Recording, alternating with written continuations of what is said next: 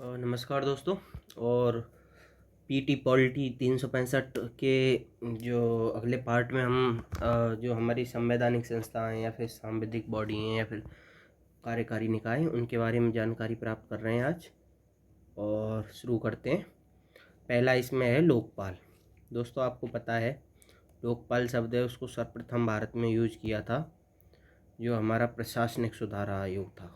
ठीक है, administration reform commission 1966 में। और इसे ज़्यादा लोकप्रिय बनाया था एम.एल. सिंह भी थे जिन्होंने एक पंचायती राज पर बनी इस समिति को भी लीड किया था। एल.एम. सिंह भी, लक्ष्मीमल सिंह भी। और इन्होंने क्या है इस शब्दावली को काफ़ी फेमस कर दिया था।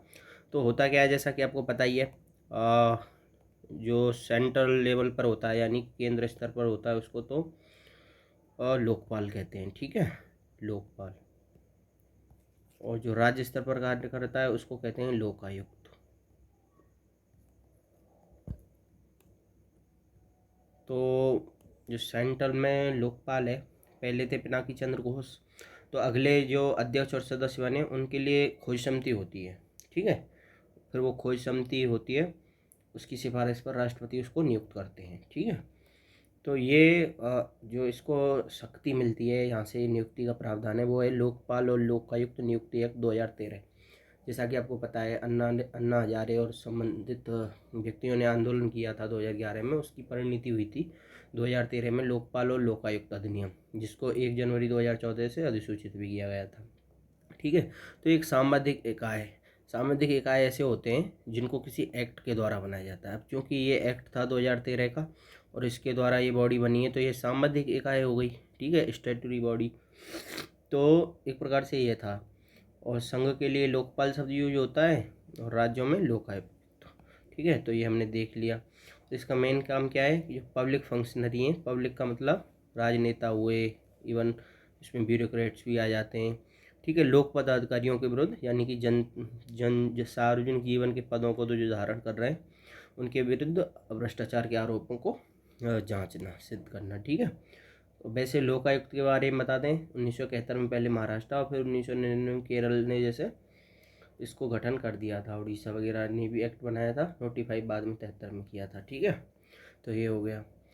अब इस एक्ट में एक इम्पॉर्टेंट प्रोविज़न ये है कि जैसे लोकपाल अध्यक्ष और सदस्य होंगे वो खुद डायरेक्ट जांच तो करेंगे नहीं, वो निगरानी करेंगे। और जो जांच होगी उसके लिए एक डायरेक्टर जांच निदेशक नियुक्त होगा। ठीक है, जो से जो जो हमारे भारत सरकार में जॉइंट सेक्रेटरी होते हैं, आईएएस होते हैं, संयुक्त सचिव, उसके पद से नीचे का नहीं होगा। मतलब इतना मिनिमम लेवल तो इसका होना ही चाहिए जो जांच निदेशक नियुक्त किया जाएगा। ठीक है, तो इसकी नियुक्ति भारत सरकार करेगी। अब लोकपाल जो कोई लोकपाल में जैसे शिकायतें आती हैं तो उनकी प्रारंभिक जांच होती है ना, वो सीवीसी करती है। ठीक है, अब ये सारी चीज़ें वो लोकपाल की नियुक्ति भी हो गई थी, लेकिन हुआ क्या था कि ये जांच निदेशक था ना, 2019 में पीसी घोष को वो तो कर दिया, लोकपाल तो बना दिया, लेकिन इसकी जांच निदेशक को नियुक्त नहीं किया गया था अभी। ठीक है, तो ये काफ़ी चिंता का विषय, कहीं ना कहीं जो सरकार है उसकी नेक नियति पर भी सवाल खड़े करता है। अब इस एक्ट के बारे में देख लेते हैं। देखो दोस्तों, ये संरचना की बात करें जो क्वेश्चन आ भी सकता है, ये 1+8 होता है, यानी कि इसमें एक लोकपाल होते हैं और 8 सदस्य होते हैं। इन 8 सदस्यों में से 4 जुडिशरी से आते हैं। ठीक है, न्यायिक सदस्य होंगे, जज वगैरह रहे हों, और 4 अन्य होते हैं। ठीक है, इसके अलावा इन 8 में से कोई 4, या तो एक तो महिला होना चाहिए, एक ओबीसी होना चाहिए, एक एसटी समुदाय से होना चाहिए, एक एससी होना चाहिए। ठीक है, 50%। एक इसमें से माइनॉरिटी भी हो सकता है, मतलब 4 तो कम से कम इन सब में से होने ही चाहिए। ठीक है, तो ये इसका 50% हो गया। 5 साल इनकी अवधि रहेगी या 70 साल, जो भी पहले हो जाए। जैसे कोई 66 साल का नियुक्त हुआ है और 70 साल एज हो गई तो वो 4 साल करके ही पूरा हो जाएगा। और किसी की 63 साल की नियुक्ति हुई है तो वो 5 साल यानी कि 68 साल करके पूरा हो जाएगा। ठीक है, तो ये इसमें हो गया। अब इनकी जो नियुक्ति होती है वो एक चयन समिति के आधार पर होती है। उस चयन समिति में कौन कौन होते हैं ये इंपॉर्टेंट है। एक तो देखो पीएम होंगे, ठीक है, लोकसभा के स्पीकर होंगे, और लोकसभा में विपक्ष का नेता होता है वो होगा। भारत के सीजीआई होंगे, और एक होता है न्याय, जूरिस्ट। ठीक है। लेकिन ये 4 तो ये होते ही हैं जैसे, लेकिन ये जूरिस्ट कौन हो, इसका डिसाइड कौन करता है? ये चारों अन्य लोग हैं, ये डिसाइड करेंगे, राष्ट्रपति से कहेंगे कि ये जूरिस्ट अच्छा व्यक्ति है, ठीक है। तो वो राष्ट्रपति फिर उसको नॉमिनेट कर देते हैं, तो फिर ये 5 लोग मिलके लोकपाल को चयनित करते हैं, ठीक है। अब ये लोकपाल का एक्ट है, इसको शासित कौन सा मंत्रालय करता है? तो इसके DOPT मंत्रालय होता है, डिपार्टमेंट पर्सनल एंड ट्रेनिंग, यानी कार्मिक और प्रशिक्षण विभाग, इस मंत्रालय के तहत भी आता है। तो ये उन उम्मीदवारों की कुछ सूची जारी कर देता है कि भाई इन इन लोगों में से जो सेलेक्ट करने होते हैं, जो लोकपाल के अध्यक्ष सदस्य बनने के इच्छुक होते हैं, ठीक है। और इसका कार्य क्या है कि ये जो जैसे कोई करप्शन आरोप लगे तो जब ये जांच करेगा ना, तो जब्त कर लेता है संपत्ति को, भले ही जांच चल रही हो लेकिन जब्त कर लेता है ईडी की तरह, ठीक है। अब अगला हो गया, अब ये कि लोकपाल है, खुद के तो कोई वो होते नहीं, हुए नहीं, तो जो कार्यकारी वो संस्थाएं होती हैं तो उसके लिए CBI की सहायता लेते हैं। तो CBI पूछताछ करने के लिए 60 दिन यानी 2 महीने में पूछताछ करो, और फिर जांच करने के लिए 6 महीना। तो इस प्रकार से ये इस समय का यूज करते हैं। अब CBI अगर लिखित अनुरोध कर रहा है तो 6 महीने और इस जांच के, CBI कहती है कि भाई 6 महीने इनफ नहीं है जांच करने के लिए, तो 6 महीने इसको और बढ़ाया जा सकता है, ठीक है। तो ये हो गया। आगे बढ़ते हैं। अब लोकपाल को जो लोकपाल है, जैसे CBI के पास बहुत सारे मामले आ सकते हैं, जैसे UT में वो सतह संज्ञान से करती है, केंद्र सरकार भी करती है, राज्य सरकार भी कई बार सिफारिश करती है।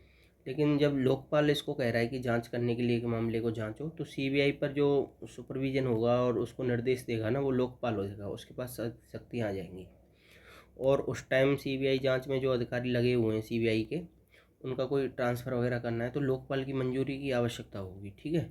और कोई ऐसा मामला है, अब क्योंकि कई बार सरकार है वो धमका सकती है उनको, उनको ट्रांसफ़र कर सकती है अगर उनके फेवर में काम नहीं कर रहे हैं, तो उस हिसाब से वो स्थानांतरण अगर उनका करना है तो लोकपाल की मंजूरी आवश्यक होती है, ठीक है।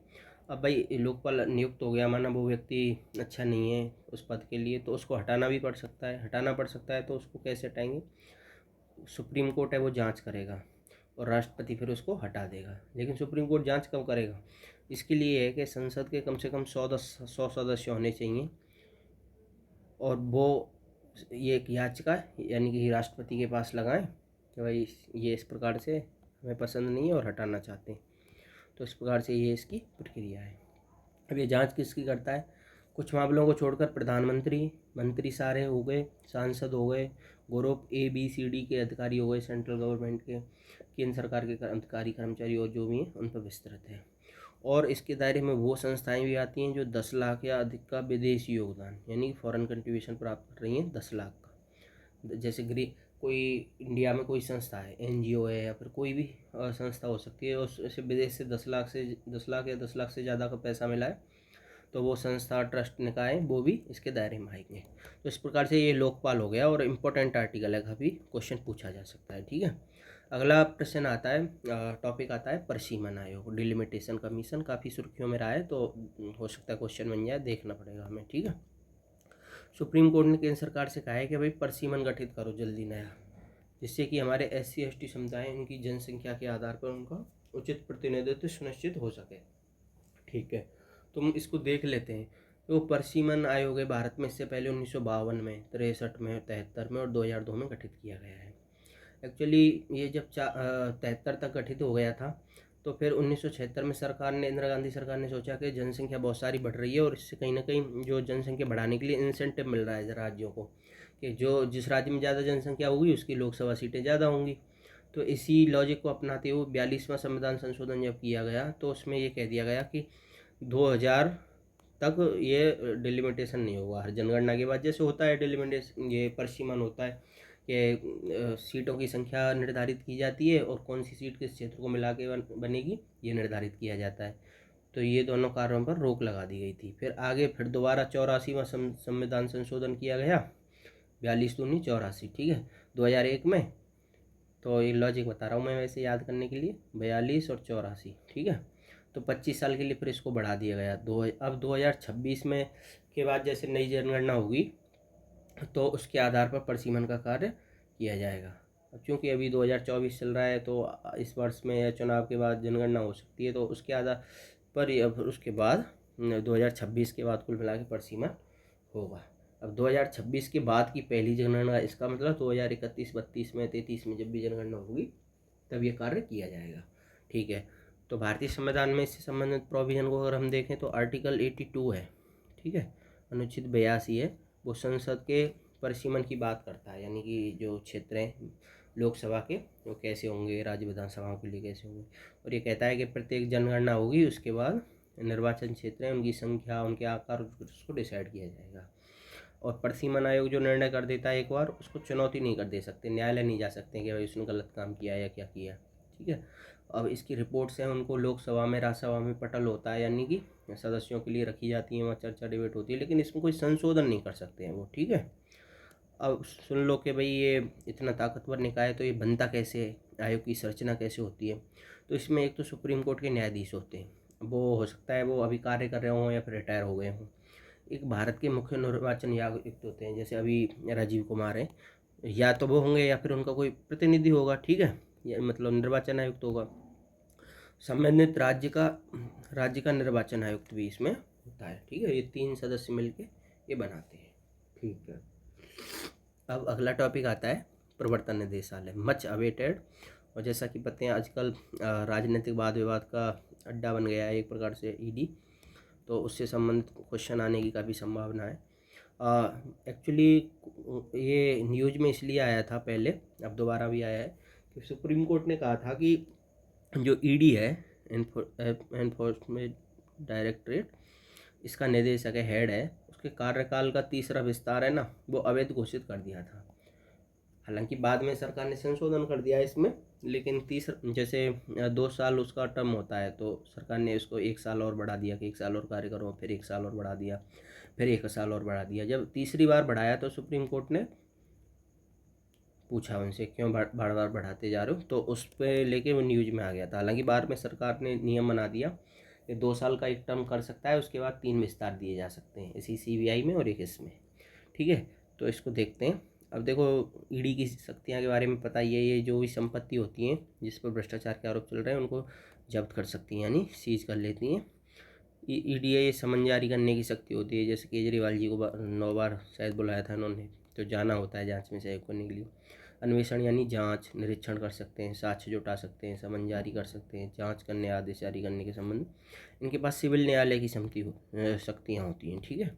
सिविल न्यायालय की शक्तियाँ होती हैं, और गिरफ्तार करने की शक्ति होती है इनको। 2 एक्ट है हमारे, धन शोधन निवारण अधिनियम, यानी कि पैसे को घुमा फिरा के मुख्य धारा में लाना, जो काला धन होता है। और एक है फेमा, विदेश से कोई धन आ रहा है उसका कानून जो शासित करता है। तो ये 2 एक्ट हैं, पमला कह देते हैं और फेमा 1999। तो इन दोनों को लागू करने के लिए नोडल एजेंसी है, मतलब इनका इम्प्लीमेंटेशन होगा, इनसे संबंधित कोई इशू होगा तो ईडी करती है। और पुलिस है, वो एफआईआर करने की जरूरत नहीं पड़ती, सीधे जांच और गिरफ्तारी कर सकती है इन मामलों में, क्योंकि ये संगीन अपराध माने जाते हैं। ठीक है। अब सुप्रीम कोर्ट ने 2022 में एक बात कही थी कि ईडी के अधिकारी हैं जैसे, तो ये जांच करते हैं, पूछताछ करते हैं, तो इनको जो बयान दिया जाता है उनको साक्ष्य के रूप में न्यायालय में स्वीकार किया जा सकता है, बिल्कुल स्वीकार किया जा सकता है, ऐसा हमारे सुप्रीम कोर्ट ने कहा है। ठीक है।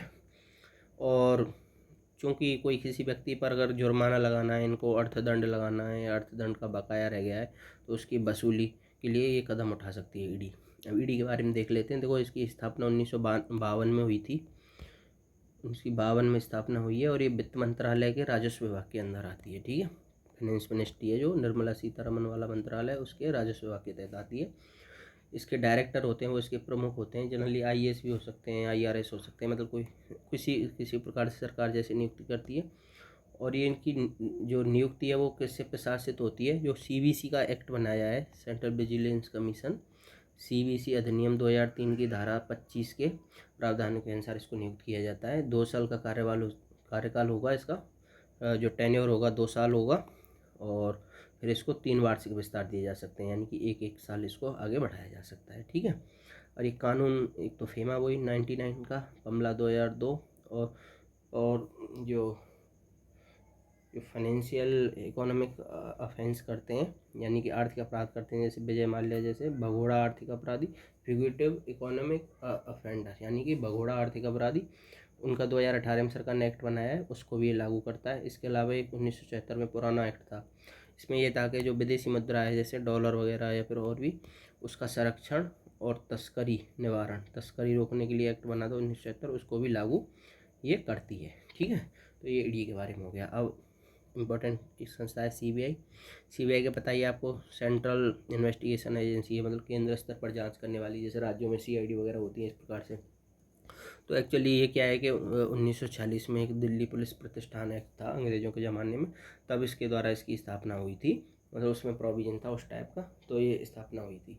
अब इसमें क्या है कि ये सेंटर जैसे यूटी होती हैं, केंद्र शासित प्रदेश होते हैं, दिल्ली, पुडुचेरी, दादर नागर हवेली और ये चंडीगढ़ वगैरह, यहाँ पर तो ये स्वतः संज्ञान से मन में आया, इसको ऐसा लगा कि अपराध हो रहा है, जांच कर सकती है। लेकिन राज्यों में इसको जांच करने के लिए राज्य क्या सहमत कर देते हैं, सामान्य सहमति दे देते हैं कि हाँ आओ जांच करो। लेकिन कई राज्यों ने इस सहमति को वापस ले लिया है कि नहीं, हर बार जब भी मामला आए हमसे पूछो तभी जांच कर सकते हो। तो ऐसा ही किया है तमिलनाडु सरकार ने, वेस्ट बंगाल ने भी किया था पहले, राजस्थान सरकार ने भी कर लिया था, जिसको अभी वापस कर दिया नई सरकार ने आती। तो सीबीआई को जो सामान्य सहमति दे रखी है, जनरल कंसेंट कहते हैं, इसको वापस ले लिया है। ठीक है, अब वापस ले लिया है, अब इससे संबंधित टॉपिक है, आ सकता है प्री में भी मेंस में भी। ठीक है, विशिष्ट सहमति होती क्या है इसके बारे में देखो यहाँ पर बताया हुआ है कि हर मामले को जाँच करने से पहले राज्य सरकार के पास आवेदन भेजना होगा। जब भी ये होती है विशिष्ट स्पेसिफिक कंसेंट इन विशेष सहमति। ठीक है, अगर अब देखो ऐसी सहमति राज्य ने नहीं दे रखी है तो वहाँ सीबीआई जांच करने गई माना, तो जब सीबीआई जांच करने जाएगी तो उसको ना, जैसे पुलिस की जो शक्ति होती है ना, वो किसी व्यक्ति को गिरफ्तार कर सकते हैं, संपत्ति को एक प्रकार से अपनी कस्टडी में ले सकते हैं, वो शक्तियाँ उसकी नहीं दी जाती हैं अगर ये सहमति नहीं होती है तो। ठीक है, लेकिन कोई मामला पहले से ही चल रहा है और सहमति अभी सरकार इसने राज्य सरकार ने वापस अभी लिए, तो उन केसों पर कोई प्रभाव नहीं पड़ेगा, उनकी जांच होती रहेगी। ठीक है, पहले से जो मामले चल रहे हैं। अब सीबीआई करती क्या है देखो, एक तो भ्रष्टाचार के मामले ऐसे सामने आते हैं, उनकी जांच करती है। ठीक है, हालांकि इस पर आरोप लगता है कि जो भ्रष्टाचार के मामले तो ये दर्ज कर लेते हैं, थोड़ी बहुत जांच भी आगे बढ़ती है, लेकिन फाइनल कंक्लूजन तक नहीं पहुंच पाते हैं, ऐसा इसके आरोप लगते हैं। और सुप्रीम कोर्ट ने कई बार इसको 2010-11 के आसपास, 12 के आसपास पिंजरे में बंद तोता, यानी कि जैसे कैद कर लेते हैं किसी पक्षी को और उसके स्वामी उस पर उस प्रकार से बुलवाता रहता है, तो ऐसे सरकार और इसके संबंधों को ऐसे रेखांकित किया था, यानी कि ये स्वतंत्र रूप से काम नहीं करती है, ऐसा कहा था। ठीक है, तो भ्रष्टाचार निवारण अधिनियम 1988 है, उसमें 2018 में इसको संशोधन भी किया था। तो इसमें अपराध होते हैं उनसे संबंधित जो सीबीआई जांच करती है। लेकिन जब सीबीआई ऐसे इस एक्ट के तहत जांच करती है तो फिर उसकी निगरानी कौन करते हैं, सीबीसी, सेंट्रल विजिलेंस कमीशन। ठीक है, केंद्रीय सतर्क आयोग के पास है इसकी देखरेख की शक्ति, जब ये भ्रष्टाचार निवारण अधिनियम के तहत जांच करती है। ठीक है, अब ये, लेकिन इसमें एक इम्पोर्टेंट चीज़ और है, जब सुप्रीम कोर्ट और हाई कोर्ट में कोई याचिका गई और उन्होंने कहा कि भाई सीबीआई तुम जांच करो, तो तब राज्यों में इस प्रकार की कोई अनुमति की ज़रूरत इसमें नहीं होती है। ठीक है, जब अगर सुप्रीम कोर्ट और हाई कोर्ट, सुप्रीम कोर्ट या हाई कोर्ट इस प्रकार की अनुमति देते हैं तो फिर इसकी कोई ज़रूरत नहीं होती है। अब अगला टॉपिक आता है आर्थिक, ये वित्तीय कदाचार है, बैंक धोखाधड़ी है, धन शोधन यानी मनी लॉन्ड्रिंग है, काला धन है, इन अपराधों की ये जांच करती है। और धन शोधन यानी कि मनी लॉन्ड्रिंग के मामलों को ईडी को हस्तांतरित करती है, क्योंकि वो जटिल मामले होते हैं। ठीक है, और वो राष्ट्रीय सुरक्षा और इन पर प्रभाव डालते हैं। ठीक है, अब इस स्वतः संज्ञान के आधार पर भी जाँच कर सकती है, कहाँ कर सकती है, केवल केंद्र शासित प्रदेशों में। ठीक है, यूटी हैं जो सेंट्रल डायरेक्ट गवर्न करती है उन पर। राज्यों में जनरल कंसेंट के बारे में चर्चा करी ली। सुप्रीम कोर्ट और हाई कोर्ट उसको सीबीआई को मतलब किसी भी राज्य में जांच करने का आदेश दे सकते हैं, फिर कोई ज़रूरत नहीं है यहाँ की सरकार की अनुमति की। ठीक है, राज्य सरकार की। और ये दिल्ली पुलिस स्थापना अधिनियम था 1946 का, इसको इम्पोर्टेंट ध्यान रखना है, इसकी धारा 6 है। तो सीबीआई को किसी भी राज्य में जांच करने के लिए राज्य सरकार से पूर्व अनुमति लेनी पड़ती है, ऐसा इस एक्ट में प्रोविजन था। ठीक है, तो उसी के तहत अब ये विपक्ष की सरकारें होती हैं या फिर जनरली उनमें मैच नहीं खाता है तो ये सहमति वापस ले लेती हैं। और इसमें आगे अपवाद हमने इसको बताई दी है कि सुप्रीम कोर्ट हाई कोर्ट कहते हैं तो कहीं भी जांच करने जा सकती हैं। हाँ, इसमें एक और चीज़ है, अगर व्यक्ति रंगे हाथों रिश्वत लेते पकड़ लिया गया है तो फिर उसको सामान्य सहमति की जरूरत नहीं है, फिर सीबीआई जांच कर सकती है। ठीक है, अब इसके कुछ जो कानूनी पक्ष हैं उनको जान लेते हैं, जो क्वेश्चन होने की काफ़ी संभावना रहेगी। देखो, एक तो एक डीओपीटी मंत्रालय के तहत आती है, जो कार्मिक पेंशन और लोक शिकायत मंत्रालय होता है।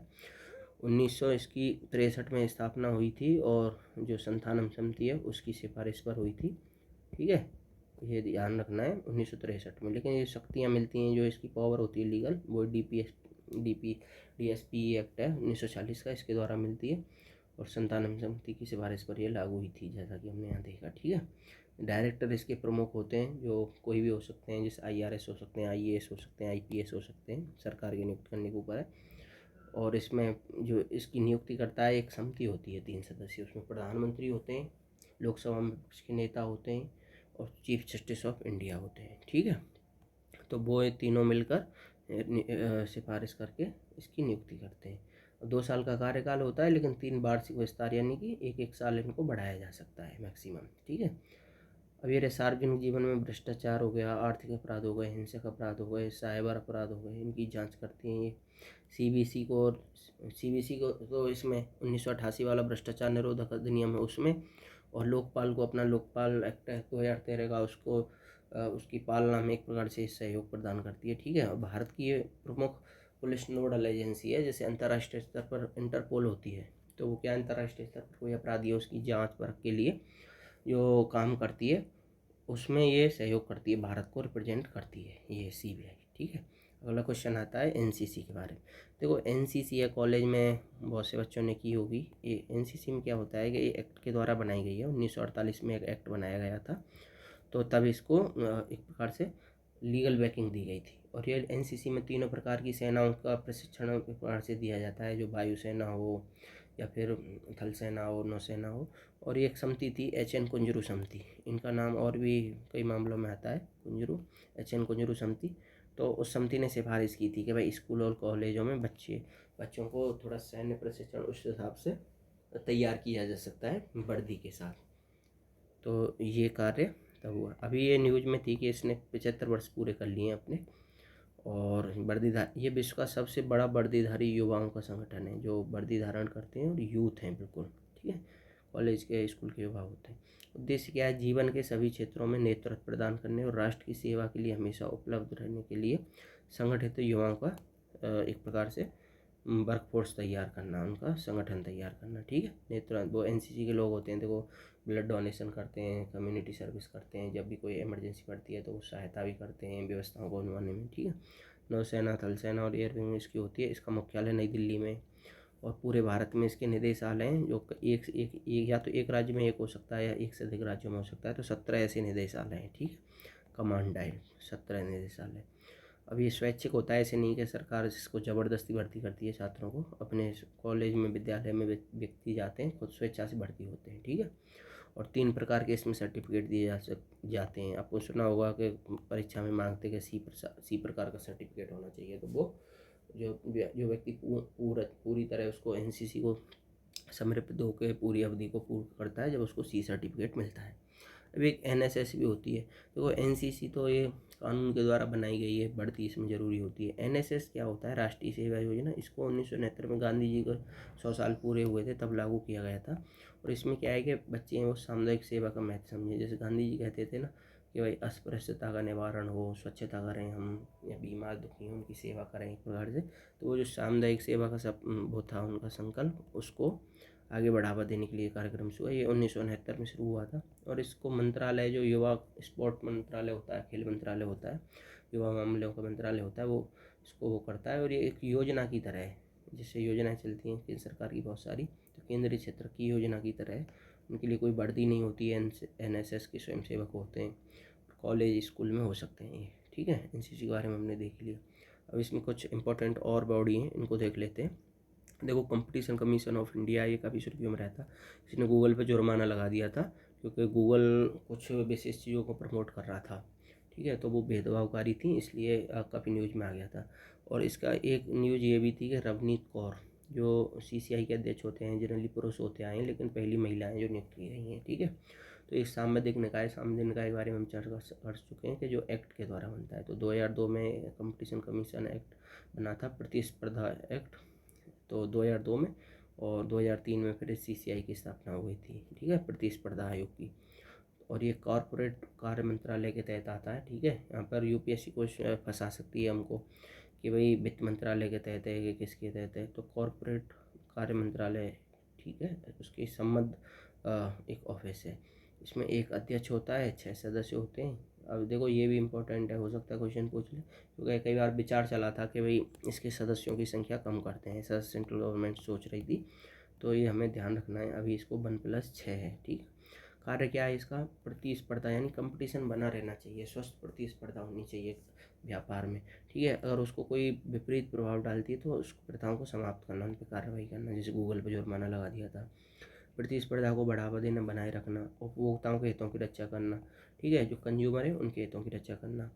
अब एक अगला वो है, ये है global alliance of national human rights institution. जैसे हर राष्ट्र में एक प्रकार से वो होते हैं, मानवाधिकार है उनकी रक्षा हो, ऐसा संगठन होता है। जैसे हमारे यहाँ NHRC यानी कि नेशनल ह्यूमन राइट्स कमीशन, राष्ट्रीय मानवाधिकार आयोग। तो ऐसे जब हर देश में ऐसे आयोग हैं, उनका एक अंतर्राष्ट्रीय एक प्रकार से संगठन बन गया, उसको कहा गया राष्ट्रीय मानवाधिकार संस्थानों की अंतर्राष्ट्रीय समन्वय समिति, ठीक है। तो 1993 में इसकी स्थापना हुई थी, और इसका उद्देश्य ये है कि मानवाधिकार हैं उनके संरक्षण, प्रचार प्रसार हो। अब इसकी जो महासभा होती है वो तो इसकी सर्वोच्च विचार विमर्श करने वाली संस्था होती है, पूरा संसद टाइप। ब्यूरो होती है वो इसकी कार्यकारी समिति होती है कि भाई कार्यों को कैसे इम्प्लीमेंट। उसमें कुल 16 सदस्य देश होते हैं, जो रोटेशन से जो अपने सारे सदस्य देश हैं उनमें से चुने जाते हैं। तो 4-4 सदस्य होते हैं, 4 अफ्रीका से, अमेरिका से, कुछ एशिया प्रशांत से, यूरोप से, और इसका मुख्यालय जिनेवा में, ठीक है। तो ये पूछ सकता है, वन लाइनर में भी पूछ सकता है, और वैसे ठीक है। अब एक अपॉइंट कमेटी ऑफ कैबिनेट, ठीक है। जो हमारे प्रधानमंत्री होते हैं उनके साथ कुछ कैबिनेट मंत्री होते हैं, 3 तरह के मंत्री होते हैं, सुना होगा। लेकिन कैबिनेट मंत्री वो होते हैं जो फुल प्रेस मंत्री होते हैं, ठीक है। फुल प्रेस मंत्रियों की जैसे समूह, उनके 5-7 मंत्री या 8 मंत्री होते हैं, वो मिलकर, उनको मिलाकर विभिन्न समितियाँ बनाई गई हैं, कैबिनेट समिति इनको कहते हैं, ठीक है। तो उससे क्या है, निर्णय लेना आसान हो जाता है, कई सारे लोग साथ मिल के डिस्कस करके निर्णय लेते हैं। तो उन्हीं ऐसी लगभग 8 समितियाँ बनाई हुई हैं, 2 नई भी बनाई थी, 6 पहले से चल रही थी। तो ऐसी ही एक होती है अपॉइंटमेंट कमेटी ऑफ कैबिनेट, कि वो नियुक्तियाँ करती है। कहाँ करती है? केंद्रीय सचिवालय होता है वहाँ पर। हमारे बहुत सारे PSU हैं, जैसे भेल, हॉल, ये बहुत सारे ऐसे, और LIC वगैरह, इनके जो प्रमुख हैं उनकी नियुक्ति। बैंक के बहुत सारी सरकारी, PNB से लेके जो भी उनके प्रमुख हैं, और भी फाइनेंशियल इंस्टीट्यूशन है, नाबार्ड है, SIDBI है। तो इनके नियुक्ति से जो निर्णय है ना, यही लेती है। उसकी अध्यक्षता प्रधानमंत्री करते हैं, गृह मंत्री भी इसमें सदस्य होते हैं, ठीक है। और ये अभी जैसे इसने SPG होती है, प्रधानमंत्री की सुरक्षा थी, उसके निदेशक की नियुक्ति की थी, तो काफ़ी न्यूज में आ गई थी। अब आ गया PIB से तो हम सब परिचित हैं कि सरकार जैसे कोई भी काम करती है तो PIB के माध्यम से जनता को सूचित करती है। मतलब सरकार का एक प्रकार से एक मीडिया कह सकते हो उसको, वीडियो, ऑडियो, विजुअल भी प्रकाशित करता है, कागज़ों में भी। मतलब मीडिया एक प्रकार से वो सरकार का गैर सामाजिक निकाय है। अब इसको क्या 100 साल पूरे हो गए हैं। अंग्रेज़ों के टाइम पे 1919 में बनी थी, और तब 1923 में इसको ब्यूरो ऑफ पब्लिक इंफॉर्मेशन कहा जाता था। लेकिन 1946 में इसका वर्तमान PIB नाम, मतलब प्रेस इंफॉर्मेशन ब्यूरो, ये बना दिया गया। और अभी ये, ठीक है, इसमें सूचना प्रसारण मंत्रालय उसके तहत काम करती है, ministry of information and broadcasting, ठीक है। सूचना प्रसारण मंत्रालय का एक विभाग बन गया है 1947 के बाद से, वहीं काम कर रही है। प्रधान महानिदेशक इसके अध्यक्ष होते हैं, और 8 अतिरिक्त महानिदेशक इसके होते हैं। जनरली जो सूचना सेवा के जो अधिकारी होते हैं, IAS के थ्रू चुने जाते हैं, वही इसके हेड होते हैं, ठीक है। सरकार और मीडिया के, जब जैसे मीडिया है, मीडिया को सूचनाएं कहाँ से प्राप्त होती हैं कि सरकार अपनी जारी करती है इस पर। जैसे हर देश की होती हैं, जैसे सिनुआ है चीन की, चिनुआ भी कहते हैं उसको, और ये UAE वगैरह है, या फिर कतर वगैरह है, इन देशों की ये काफ़ी न्यूज़ में रहती है। उसका नाम मुझे ध्यान नहीं कर पा रहा हूँ, रिकॉल नहीं कर पा रहा हूँ। तो वो है, वो काफ़ी न्यूज़ में रहती है, विवादों में भी रहती है, भारत के कश्मीर संबंधी बयान वगैरह उन्होंने दिए हैं, ठीक है। National centre for good governance है, ये क्या है कि इसमें 2014 में स्थापित हुआ था इसको, ठीक है, DOPT मंत्रालय के तहत। और इसकी अध्यक्ष होते हैं वो कैबिनेट सचिव होते हैं। तो इसका काम क्या है कि ट्रेनिंग देता है ये अधिकारियों को, गवर्नेंस, शासन कैसे चलाएं। तो ये अभी सुर्खियों में आ गया था कि मालदीव के जो सिविल सेवक हैं, वहाँ के IAS हैं एक प्रकार से इनको, तो उनको इन्होंने प्रशिक्षण पूरा कर दिया था 24वें बैच का, तो इसलिए न्यूज़ में ये आ गया था। अब आ गया NIA, राष्ट्रीय जांच एजेंसी। 26/11 के हमले हुए थे, यानी कि 2008 में 26 नवंबर को जो मुंबई में हमला हुआ था, उसके बाद इसका गठन हुआ था, एक्ट बनाया गया था। तो इसने क्या किया है, लंदन में हमारा उच्चायोग यानी कि हमारे राजदूत यहाँ पर बैठते हैं, वहाँ पर कुछ खालिस्तानी या फिर अन्य प्रकार के आतंकी समूहों ने हमला कर दिया था।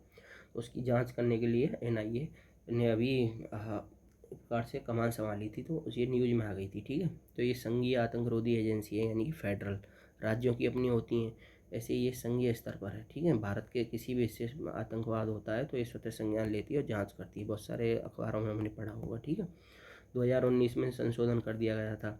अब जैसे अंतर्राष्ट्रीय संधि हैं बहुत सारी, और अन्य देशों के घरेलू कानून भी हैं। ठीक है, तो उनके अधीन रहते हुए, यानी उनको मानते हुए, भारत के बाहर भी अगर ऐसा कोई अपराध हो गया तो उसको भी ये जांच कर सकती है। ठीक है, भारत के बाहर भी इसका अधिकार विस्तार किया गया है।